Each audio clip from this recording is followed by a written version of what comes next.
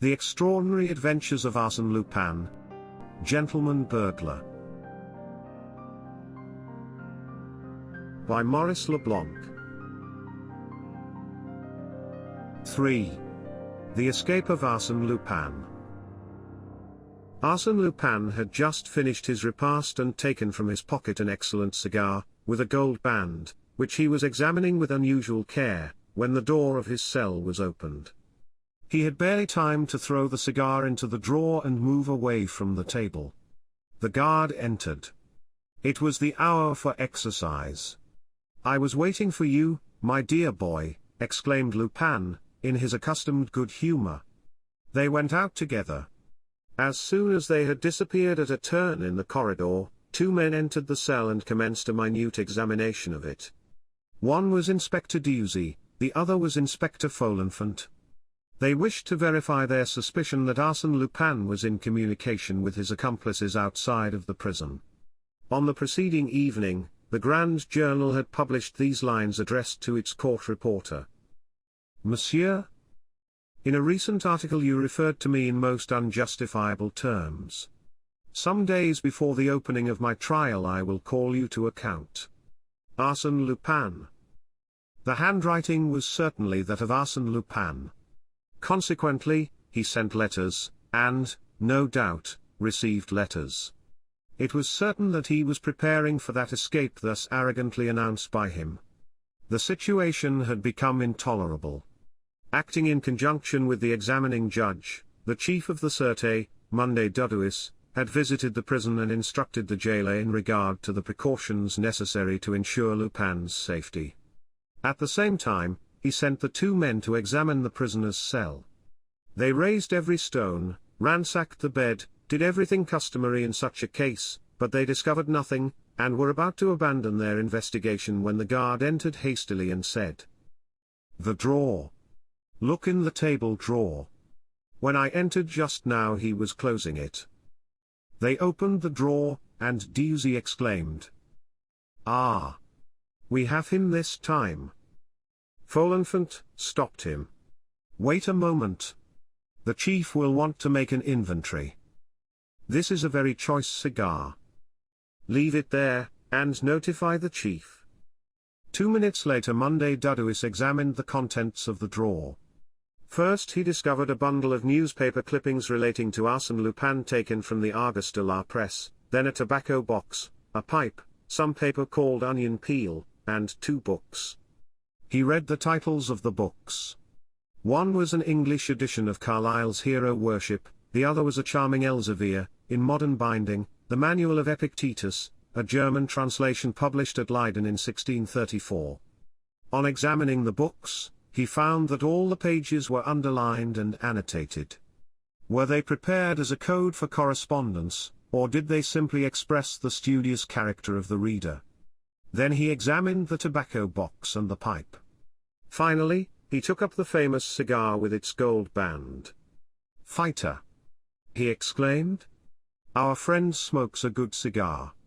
It's a Henry Clay." With the mechanical action of an habitual smoker, he placed the cigar close to his ear and squeezed it to make it crack. Immediately he uttered a cry of surprise. The cigar had yielded under the pressure of his fingers.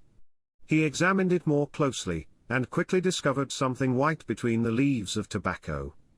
Delicately, with the aid of a pin, he withdrew a roll of very thin paper, scarcely larger than a toothpick. It was a letter. He unrolled it, and found these words, written in a feminine handwriting. "The basket has taken the place of the others. 8 out of 10 are ready.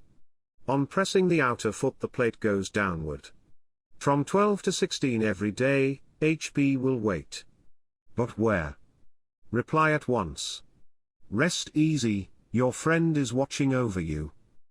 Monday Dudouis reflected a moment, then said, "It is quite clear. The basket. The 8 compartments. From 12 to 16 means from 12 to 4 o'clock. But this HP, that will wait. HP must mean automobile. HP, horsepower, is the way they indicate strength of the motor. A 24 HP is an automobile of 24 horsepower. Then he rose, and asked, had the prisoner finished his breakfast? Yes. And as he has not yet read the message, which is proved by the condition of the cigar, it is probable that he had just received it. How? In his food? Concealed in his bread or in a potato, perhaps? Impossible. His food was allowed to be brought in simply to trap him, but we have never found anything in it. We will look for Lupin's reply this evening. Detain him outside for a few minutes. I shall take this to the examining judge, and, if he agrees with me, we will have the letter photographed at once, and in an hour you can replace the letter in the drawer in a cigar similar to this. The prisoner must have no cause for suspicion. It was not without a certain curiosity that Monday Duduis returned to the prison in the evening, accompanied by Inspector Dieuzy. 3 empty plates were sitting on the stove in the corner. He has eaten. Yes, replied the guard. Dieuzy, please cut that macaroni into very small pieces, and open that bread roll. Nothing. No, Chief. Monday Duduis examined the plates, the fork, the spoon, and the knife, an ordinary knife with a rounded blade. He turned the handle to the left, then to the right. It yielded and unscrewed. The knife was hollow, and served as a hiding place for a sheet of paper. He said, that is not very clever for a man like Arsène. But we mustn't lose any time. You, Dieuzy, go and search the restaurant. Then he read the note. I trust to you, HP will follow at a distance every day. I will go ahead. Au revoir, dear friend. At last, cried Monday Duduis, rubbing his hands gleefully, I think we have the affair in our own hands. A little strategy on our part, and the escape will be a success in so far as the arrest of his confederates are concerned. But if Arsène Lupin slips through your fingers, suggested the guard, we will have a sufficient number of men to prevent that. If, however, he displays too much cleverness, ma foi, so much the worse for him. As to his band of robbers, since the chief refuses to speak, the others must. And, as a matter of fact, Arsène Lupin had very little to say. For several months, Monday Jules Bouvier, the examining judge, had exerted himself in vain. The investigation had been reduced to a few uninteresting arguments between the judge and the advocate, Maître Danville, one of the leaders of the bar. From time to time, through courtesy, Arsène Lupin would speak. One day he said, Yes, monsieur, le judge, I quite agree with you, the robbery of the Crédit Lyonnais, the theft in the Rue de Babylone, the issue of the counterfeit banknotes, the burglaries at the various châteaux, Armesnil, Rouet, Imblevain, Grozier, Malaquis, all my work, monsieur, I did it all. Then will you explain to me? It is useless. I confess everything in a lump, everything and even 10 times more than you know nothing about. Wearied by his fruitless task, the judge had suspended his examinations, but he resumed them after the 2 intercepted messages were brought to his attention, and regularly, at midday, Arsène Lupin was taken from the prison to the dépôt in the prison van with a certain number of other prisoners. They returned about 3 or 4 o'clock. Now, one afternoon, this return trip was made under unusual conditions. The other prisoners not having been examined, it was decided to take back Arsène Lupin first, thus he found himself alone in the vehicle. These prison vans, vulgarly called panniers à salade or salad baskets, are divided lengthwise by a central corridor from which open 10 compartments, 5 on either side. Each compartment is so arranged that the occupant must assume and retain a sitting posture, and, consequently, the 5 prisoners are seated one upon the other, and yet separated one from the other by partitions. A municipal guard, standing at one end, watches over the corridor. Arsène was placed in the 3rd cell on the right, and the heavy vehicle started. He carefully calculated when they left the Quai de l'Horloge, and when they passed the Palais de Justice. Then, about the center of the bridge Saint-Michel, with his outer foot, that is to say, his right foot, he pressed upon the metal plate that closed his cell. Immediately something clicked, and the metal plate moved. He was able to ascertain that he was located between the two wheels. He waited, keeping a sharp lookout. The vehicle was proceeding slowly along the boulevard Saint-Michel. At the corner of Saint-Germain it stopped. A truck horse had fallen.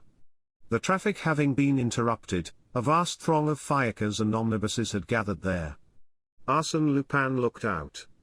Another prison van had stopped close to the one he occupied. He moved the plate still farther, put his foot on one of the spokes of the wheel and leapt to the ground. A coachman saw him, roared with laughter, then tried to raise an outcry, but his voice was lost in the noise of the traffic that had commenced to move again. Moreover, Arsène Lupin was already far away. He had run for a few steps, but, once upon the sidewalk, he turned and looked around. He seemed to scent the wind like a person who is uncertain which direction to take. Then, having decided, he put his hands in his pockets, and, with the careless air of an idle stroller, he proceeded up the boulevard.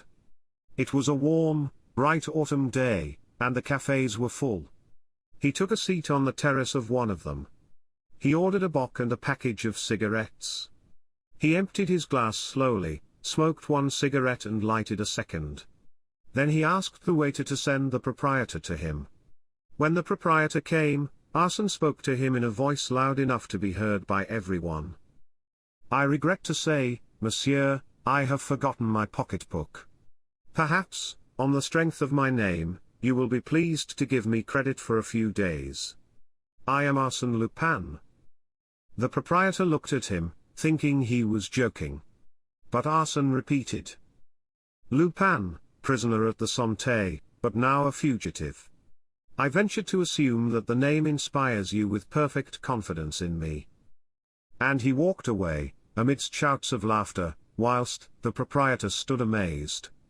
Lupin strolled along the Rue Soufflot, and turned into the Rue Saint-Jacques.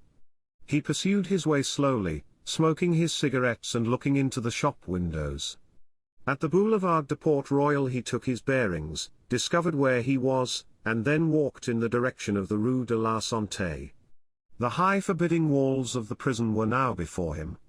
He pulled his hat forward to shade his face, then, approaching the sentinel, he asked, "Is this the prison de la Santé?" "Yes. I wish to regain my cell. The van left me on the way, and I would not abuse." "Now, young man, move along quick," growled the sentinel. "Pardon me, but I must pass through that gate. And if you prevent Arsène Lupin from entering the prison it will cost you dear, my friend." "Arsène Lupin? What are you talking about?" "I am sorry I haven't a card with me," said Arsène, fumbling in his pockets. The sentinel eyed him from head to foot, in astonishment. Then, without a word, he rang a bell. The iron gate was partly opened, and Arsène stepped inside. Almost immediately he encountered the keeper of the prison, gesticulating and feigning a violent anger. Arsène smiled and said, "Come, monsieur, don't play that game with me." "What? They take the precaution to carry me alone in the van, prepare a nice little obstruction, and imagine I am going to take to my heels and rejoin my friends. Well, and what about the 20 agents of the Sûreté who accompanied us on foot, in fiacres and on bicycles? No, the arrangement did not please me. I should not have got away alive. Tell me, monsieur, did they count on that?" He shrugged his shoulders, and added, "I beg of you, monsieur, not to worry about me. When I wish to escape I shall not require any assistance." On the second day thereafter, the Echo de France, which had apparently become the official reporter of the exploits of Arsène Lupin, it was said that he was one of its principal shareholders, published a most complete account of this attempted escape. The exact wording of the messages exchanged between the prisoner and his mysterious friend, the means by which correspondence was constructed, the complicity of the police, the promenade on the Boulevard Saint-Michel, the incident at the Café Soufflot, everything was disclosed. It was known that the search of the restaurant, and its waiters by Inspector Dieuzy had been fruitless. And the public also learned an extraordinary thing which demonstrated the infinite variety of resources that Lupin possessed. The prison van, in which he was being carried, was prepared for the occasion and substituted by his accomplices for one of the 6 vans which did service at the prison. The next escape of Arsène Lupin was not doubted by anyone. He announced it himself, in categorical terms, in a reply to Monday Bouvier on the day following his attempted escape. The judge having made a jest about the affair, Arsène was annoyed, and, firmly eyeing the judge, he said, emphatically, "Listen to me, monsieur. I give you my word of honor that this attempted flight was simply preliminary to my general plan of escape." "I do not understand," said the judge. "It is not necessary that you should understand." And when the judge, in the course of that examination which was reported at length in the columns of the Echo de France, when the judge sought to resume his investigation, Arsène Lupin exclaimed, with an assumed air of lassitude, mon Dieu, what's the use? All these questions are of no importance." "What? No importance?" cried the judge. "No, because I shall not be present at the trial." "You will not be present?" "No, I have fully decided on that, and nothing will change my mind." Such assurance combined with the inexplicable indiscretions that Arsène committed every day served to annoy and mystify the officers of the law. There were secrets known only to Arsène Lupin, secrets that he alone could divulge. But for what purpose did he reveal them? And how? Arsène Lupin was changed to another cell. The judge closed his preliminary investigation. No further proceedings were taken in his case for a period of 2 months, during which time Arsène was seen almost constantly lying on his bed with his face turned toward the wall. The changing of his cell seemed to discourage him. He refused to see his advocate. He exchanged only a few necessary words with his keepers. During the fortnight preceding his trial, he resumed his vigorous life. He complained of want of air. Consequently, early every morning he was allowed to exercise in the courtyard, guarded by 2 men. Public curiosity had not died out. Every day it expected to be regaled with news of his escape, and, it is true, he had gained a considerable amount of public sympathy by reason of his verve, his gaiety, his diversity, his inventive genius and the mystery of his life. Arsène Lupin must escape. It was his inevitable fate. The public expected it, and was surprised that the event had been delayed so long. Every morning the prefect of police asked his secretary, "Well, has he escaped yet?" "No, monsieur le préfect." "Tomorrow, probably?" And, on the day before the trial, a gentleman called at the office of the Grand Journal, asked to see the court reporter, threw his card in the reporter's face, and walked rapidly away. These words were written on the card: "Arsène Lupin always keeps his promises." It was under these conditions that the trial commenced. An enormous crowd gathered at the court. Everybody wished to see the famous Arsène Lupin.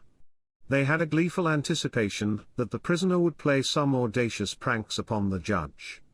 Advocates and magistrates, reporters and men of the world, actresses and society women, were crowded together on the benches provided for the public. It was a dark, somber day, with a steady downpour of rain. Only a dim light pervaded the courtroom, and the spectators caught a very indistinct view of the prisoner when the guards brought him in. But his heavy, shambling walk, the manner in which he dropped into his seat, and his passive, stupid appearance were not at all prepossessing. Several times his advocate, one of Monday Danville's assistants, spoke to him, but he simply shook his head and said nothing. The clerk read the indictment, then the judge spoke. "Prisoner at the bar, stand up. Your name, age, and occupation." Not receiving any reply, the judge repeated, "Your name? I ask you your name." A thick, slow voice muttered, "Baudru, Désiré." A murmur of surprise pervaded the courtroom. But the judge proceeded. "Baudru, Désiré. Ah! A new alias. Well, as you have already assumed a dozen different names and this one is, no doubt, as imaginary as the others, we will adhere to the name of Arsène Lupin, by which you are more generally known." The judge referred to his notes, and continued. 4. Despite the most diligent search, your past history remains unknown. Your case is unique in the annals of crime. We know not whom you are, whence you came, your birth and breeding, all is a mystery to us. 3 years ago you appeared in our midst as Arsène Lupin, presenting to us a strange combination of intelligence and perversion, immorality and generosity. Our knowledge of your life prior to that date is vague and problematical. It may be that the man called Restat who, 8 years ago, worked with Dixon, the prestidigitator, was none other than Arsène Lupin. It is probable that the Russian student who, 6 years ago, attended the laboratory of Dr. Altier at the St. Louis Hospital, and who often astonished the doctor by the ingenuity of his hypotheses on subjects of bacteriology and the boldness of his experiments in diseases of the skin, was none other than Arsène Lupin. It is probable, also, that Arsène Lupin was the professor who introduced the Japanese art of jiu-jitsu to the Parisian public. We have some reason to believe that Arsène Lupin was the bicyclist who won the Grand Prix de l'Exposition, received his 10,000 francs, and was never heard of again. Arsène Lupin may have been, also, the person who saved so many lives through the little dormer window at the charity bazaar, and, at the same time, picked their pockets. The judge paused for a moment, then continued. Such is that epoch which seems to have been utilized by you in a thorough preparation for the warfare you have since waged against society, a methodical apprenticeship in which you developed your strength, energy and skill to the highest point possible. Do you acknowledge the accuracy of these facts? During this discourse the prisoner had stood balancing himself, first on one foot, then on the other, with shoulders stooped and arms inert. Under the strongest light one could observe his extreme thinness, his hollow cheeks, his projecting cheekbones, his earthen-colored face dotted with small red spots and framed in a rough, straggling beard. Prison life had caused him to age and wither. He had lost the youthful face and elegant figure we had seen portrayed so often in the newspapers. It appeared as if he had not heard the question propounded by the judge. Twice it was repeated to him. Then he raised his eyes, seemed to reflect, then, making a desperate effort, he murmured, "Baudru, Désiré." The judge smiled, as he said, "I do not understand the theory of your defense, Arsène Lupin. If you are seeking to avoid responsibility for your crimes on the ground of imbecility, such a line of defense is open to you. But I shall proceed with the trial and pay no heed to your vagaries." He then narrated at length the various thefts, swindles and forgeries charged against Lupin. Sometimes he questioned the prisoner, but the latter simply grunted or remained silent. The examination of witnesses commenced. Some of the evidence given was immaterial, other portions of it seemed more important, but through all of it there ran a vein of contradictions and inconsistencies. A wearisome obscurity enveloped the proceedings, until Detective Ganimard was called as a witness, then interest was revived. From the beginning the actions of the veteran detective appeared strange and unaccountable. He was nervous and ill at ease. Several times he looked at the prisoner, with obvious doubt and anxiety. Then, with his hands resting on the rail in front of him, he recounted the events in which he had participated, including his pursuit of the prisoner across Europe and his arrival in America. He was listened to with great avidity, as his capture of Arsène Lupin was well known to everyone through the medium of the press. Toward the close of his testimony, after referring to his conversations with Arsène Lupin, he stopped, twice, embarrassed and undecided. It was apparent that he was possessed of some thought which he feared to utter. The judge said to him, sympathetically, "If you are ill, you may retire for the present." "No, no, but..." He stopped, looked sharply at the prisoner, and said, "I ask permission to scrutinize the prisoner at closer range. There is some mystery about him that I must solve." He approached the accused man, examined him attentively for several minutes, then returned to the witness stand, and, in an almost solemn voice, he said, I declare, on oath, that the prisoner now before me is not Arsène Lupin." A profound silence followed the statement. The judge, nonplussed for a moment, exclaimed, "Ah! What do you mean? That is absurd." The detective continued. "At first sight there is a certain resemblance, but if you carefully consider the nose, the mouth, the hair, the color of skin, you will see that it is not Arsène Lupin. And the eyes. Did he ever have those alcoholic eyes? Come, witness. What do you mean? Do you pretend to say that we are trying the wrong man? In my opinion, yes.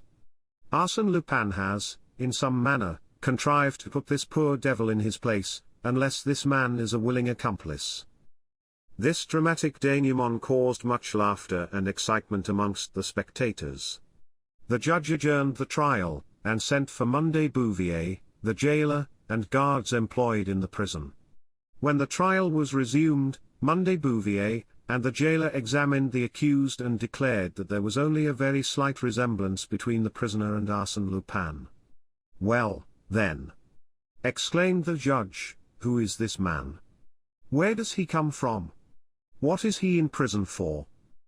Two of the prison guards were called and both of them declared that the prisoner was Arsène Lupin. The judge breathed once more. But one of the guards then said, Yes, I think it is he." "What?" cried the judge, impatiently, "you think it is he? What do you mean by that?" "Well, I saw very little of the prisoner. He was placed in my charge in the evening and, for 2 months, he seldom stirred, but lay on his bed with his face to the wall." "What about the time prior to those 2 months?" "Before that he occupied a cell in another part of the prison. He was not in cell 24. Here the head jailer interrupted, and said, "We changed him to another cell after his attempted escape." "But you, monsieur, you have seen him during those 2 months." "I had no occasion to see him. He was always quiet and orderly." "And this prisoner is not Arsène Lupin?" "No." "Then who is he?" demanded the judge. "I do not know." "Then we have before us a man who was substituted for Arsène Lupin, 2 months ago. How do you explain that?" "I cannot." In absolute despair, the judge turned to the accused and addressed him in a conciliatory tone. "Prisoner, can you tell me how, and since when, you became an inmate of the prison de la Santé?" The engaging manner of the judge was calculated to disarm the mistrust and awaken the understanding of the accused man. He tried to reply. Finally, under clever and gentle questioning, he succeeded in framing a few phrases from which the following story was gleaned. 2 months ago he had been taken to the dépôt, examined and released. As he was leaving the building, a free man, he was seized by 2 guards and placed in the prison van. Since then he had occupied cell 24. He was contented there, plenty to eat, and he slept well, so he did not complain. All that seemed probable, and, amidst the mirth and excitement of the spectators, the judge adjourned the trial until the story could be investigated and verified. The following facts were at once established by an examination of the prison records. 8 weeks before, a man named Baudru Désiré had slept at the dépôt. He was released the next day, and left the dépôt at 2 o'clock in the afternoon. On the same day at 2 o'clock, having been examined for the last time, Arsène Lupin left the dépôt in a prison van. Had the guards made a mistake? Had they been deceived by the resemblance and carelessly substituted this man for their prisoner? Another question suggested itself: had the substitution been arranged in advance? In that event Baudru must have been an accomplice and must have caused his own arrest for the express purpose of taking Lupin's place. But then, by what miracle had such a plan, based on a series of improbable chances, been carried to success? Baudru Désiré was turned over to the anthropological service. They had never seen anything like him. However, they easily traced his past history. He was known at Courbevoie, at Osnières and at Livlois. He lived on alms and slept in one of those ragpickers' huts near the barrier de Turns. He had disappeared from there a year ago. Had he been enticed away by Arsène Lupin? There was no evidence to that effect. And even if that was so, it did not explain the flight of the prisoner. That still remained a mystery. Amongst 20 theories which sought to explain it, not one was satisfactory. Of the escape itself, there was no doubt, an escape that was incomprehensible, sensational, in which the public, as well as the officers of the law, could detect a carefully prepared plan, a combination of circumstances marvelously dovetailed, whereof the dénouement fully justified the confident prediction of Arsène Lupin, "I shall not be present at my trial." After a month of patient investigation, the problem remained unsolved. The poor devil of a Baudru could not be kept in prison indefinitely, and to place him on trial would be ridiculous. There was no charge against him. Consequently, he was released, but the chief of the Sûreté resolved to keep him under surveillance. This idea originated with Ganimard. From his point of view there was neither complicity nor chance. Baudru was an instrument upon which Arsène Lupin had played with his extraordinary skill. Baudru, when set at liberty, would lead them to Arsène Lupin or, at least, to some of his accomplices. The two inspectors, Folenfant and Dieuzy, were assigned to assist Ganimard. One foggy morning in January the prison gates opened and Baudru Désiré stepped forth a free man. At first he appeared to be quite embarrassed, and walked like a person who has no precise idea whither he is going. He followed the Rue de la Santé and the Rue Saint-Jacques. He stopped in front of an old clothes shop, removed his jacket and his vest, sold his vest on which he realized a few sous, then, replacing his jacket, he proceeded on his way. He crossed the Seine. At the Châtelet an omnibus passed him. He wished to enter it, but there was no place. The controller advised him to secure a number, so he entered the waiting room. Ganimard called to his two assistants, and, without removing his eyes from the waiting room, he said to them, "Stop a carriage. No, two. That will be better. I will go with one of you, and we will follow him." The men obeyed. Yet Baudru did not appear. Ganimard entered the waiting room. It was empty. "Idiot that I am," he muttered, "I forgot there was another exit." There was an interior corridor extending from the waiting room to the Rue Saint-Martin. Ganimard rushed through it and arrived just in time to observe Baudru upon the top of the Batignolles Jardin des Plates omnibus as it was turning the corner of the Rue de Rivoli. He ran and caught the omnibus. But he had lost his two assistants. He must continue the pursuit alone. In his anger he was inclined to seize the man by the collar without ceremony. Was it not with premeditation and by means of an ingenious ruse that his pretended imbecile had separated him from his assistants? He looked at Baudru. The latter was asleep on the bench, his head rolling from side to side, his mouth half opened, and an incredible expression of stupidity on his blotched face. No, such an adversary was incapable of deceiving old Ganimard. It was a stroke of luck, nothing more. At the Galeries Lafayette, the man leapt from the omnibus and took the La Muette tramway, following the Boulevard Haussmann and the Avenue Victor Hugo. Baudru alighted at La Muette station, and, with a nonchalant air, strolled into the Bois de Boulogne.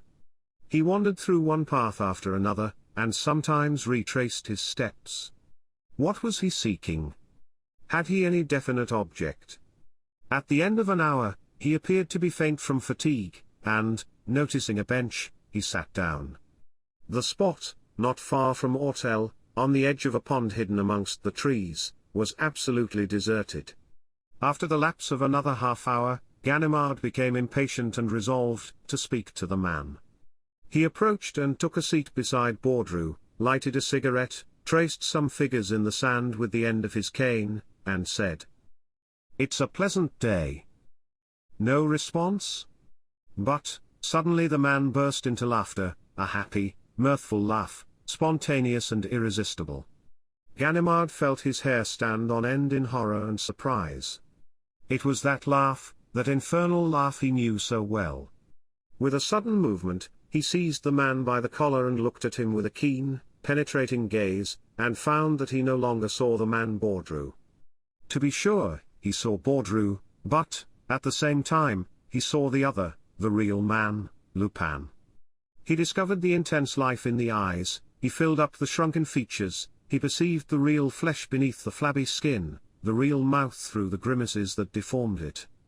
Those were the eyes and mouth of the other, and especially his keen, alert, mocking expression, so clear and youthful. "Arsène Lupin, Arsène Lupin," he stammered. Then, in a sudden fit of rage, he seized Lupin by the throat and tried to hold him down.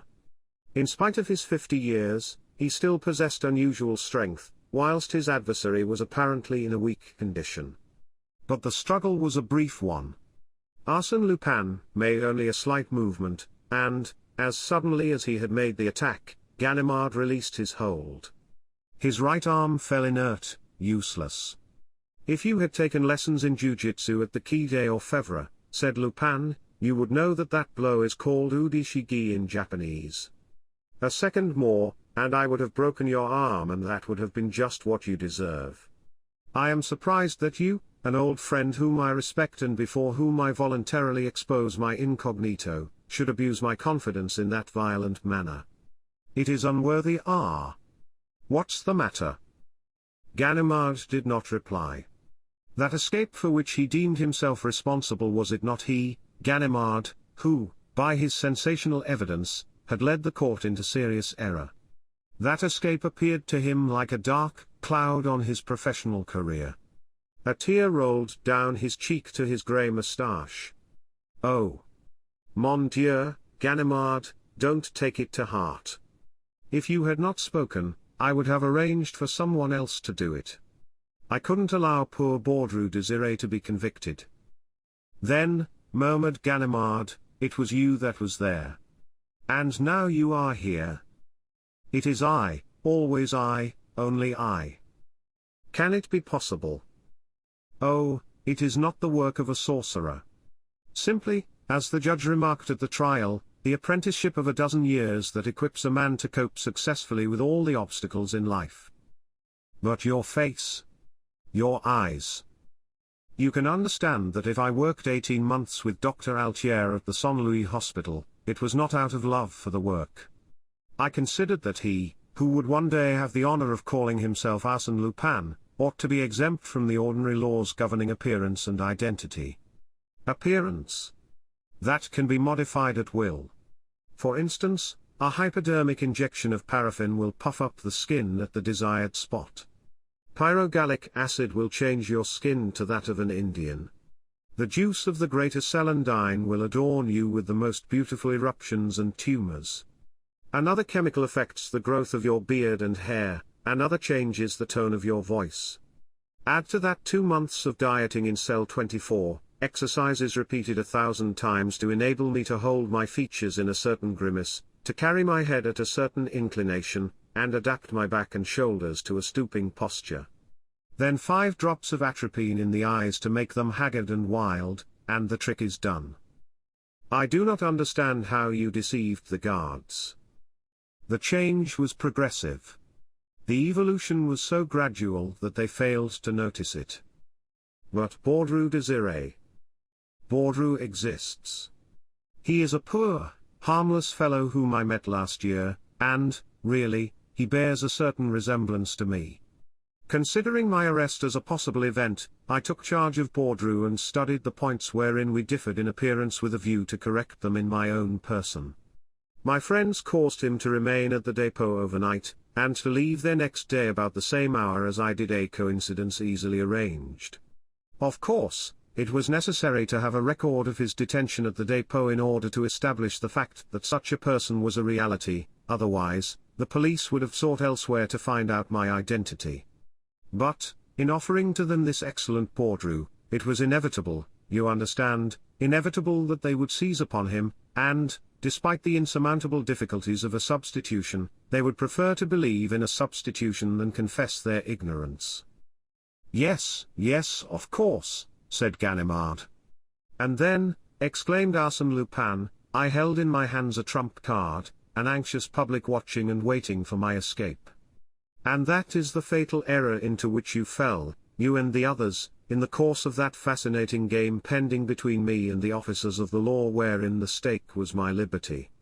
And you supposed that I was playing to the gallery, that I was intoxicated with my success. I, Arsène Lupin, guilty of such weakness. Oh, no.